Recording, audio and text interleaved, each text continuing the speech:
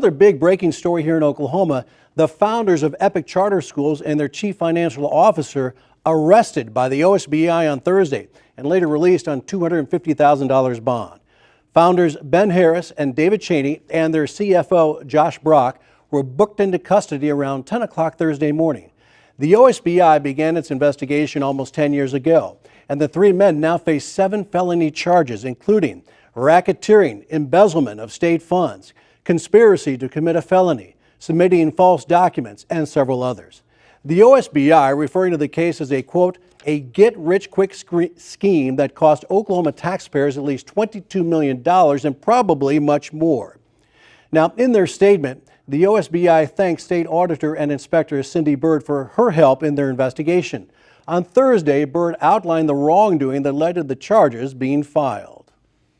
$69 million was taken by Harris and Cheney as payment, and another $145 million was taken by the company under the guise of the student learning funds. Harris and Cheney split $55 million in profits. That leaves $14 million out of the $69 million used for the management of the school. 52 different illegal transfers totaling $3.3 million were sent from the student learning funds to their private bank account. Every type of oversight has turned a blind eye to the severity of Harris and Cheney's scheme because they've yielded such strong political influence through money and fear tactics. And millions of your tax dollars have been used by Harris and Cheney on large campaign contributions, PR and lobbying efforts, and attorneys. Maybe another name for the Epic audit should be the art of paying people off.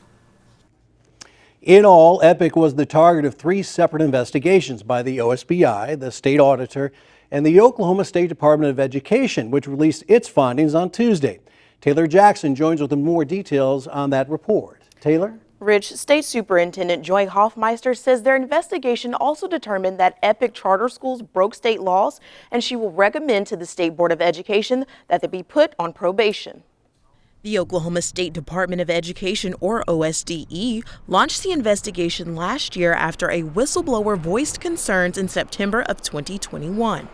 It is unfortunately true that Epic Charter Schools remains a school that has challenged enterprise that appears to have misused taxpayer dollars, violated state law, and fostered a climate of uncertainty and fear among school staff. At a separate news conference just hours later, Epic officials admitted mistakes had been made and said that they were working with OSDE to fix them. It is clear we have made some policy and procedural mistakes as we have established a new governance and new oversight. Epic Charter School Superintendent Bart Bainfield says they now have a new Board of Education and a new executive leadership team that is working with OSDE to make improvements. We are highly committed to being transparent as we take corrective action and will rely on our contacts at the State Department of Education to provide guidance and criticism where needed. Hoffmeister, who is a member of the OETA board, says the investigation discovered inconsistencies related to enrollment and attendance. There are specific timelines and requirements for virtual charters in terms of enrollment, attendance, and truancy. Statewide virtual schools are required to enroll a student only after the first day of instructional activity has been completed.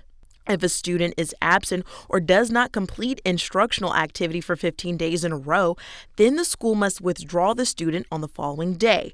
Upon reviewing Epic's attendance data, OSDE noticed 672 instances where the pattern of attendance was 14-1-14, meaning the student would be absent for 14 consecutive days, present one day, and then absent another 14 days. Hoffmeister says it appears that Epic created an algorithm so that students wouldn't be counted absent on the 15th day in order to receive state funding, resulting in about $780,000 in improperly obtained state funds. OSDE also found concerning information regarding Epic's employee compensation. Bonuses paid without board approval were one of the findings. The OSDE has previously notified Epic and its violation of Article 10, Section 26 of the Oklahoma Constitution. The violation Hoffmeister is referring to is the bonus payment to employees that cross fiscal years. For example, the employee bonus for the 2019-2020 school year was not awarded to employees until December 2020, which would fall under the fiscal year of 2021. In examining the Community Strategies agenda and materials, it is clear that Community Strategies was never presented with and therefore never approved bonus payments made to administrators on June the 7th, 2021. Hoffmeister says this not only violated state law, but went against a newly adopted resolution that states that the school must present information for approval regarding financial transactions to the entire board. Without board approval or knowledge, the investigation revealed $8.5 million in bonuses were improperly paid out. Unfortunately, we see repeats of what we saw and notified Epic of in 2020. So in November of 2020, the State Department sent correspondence to Epic, made a public presentation about the board not approving financial transactions. Some administrators also received more compensation than what was authorized in their employee agreement. The Deputy Superintendent of Finance, who worked at Epic for 35% of the school year, received a bonus that was 600% more than the amount in her employment agreement. The report also found irregularities in converting state funds for personal use and conflict of interest. The OSDE's findings are as follows. The superintendent of Epic approved and then received his own June 2021 bonus compensation, as well as that of his spouse. But Epic Board Chair member Paul Campbell pushed back on that assertion, claiming the bonuses were earned. I can say this with high confidence that if we were to go back and re-vote on that again, it would still get approved. So there is no ill intention here. There is no nefarious means. Every single penny that we paid out was earned. Chief of High Performance Systems, Rebecca Budd, says the new board appears to be right on track. I fully expect that if they follow the recommendations, you will see improvement. Superintendent Hoffmeister released a statement following the arrest that read in part, "They not only robbed the children of Epic, but the children of Oklahoma. It is unconscionable that the alleged deceitfulness of the school's founders made them multimillionaires at the expense of taxpayers. This fraud was allowed to happen because of cracks in state law that still exist today."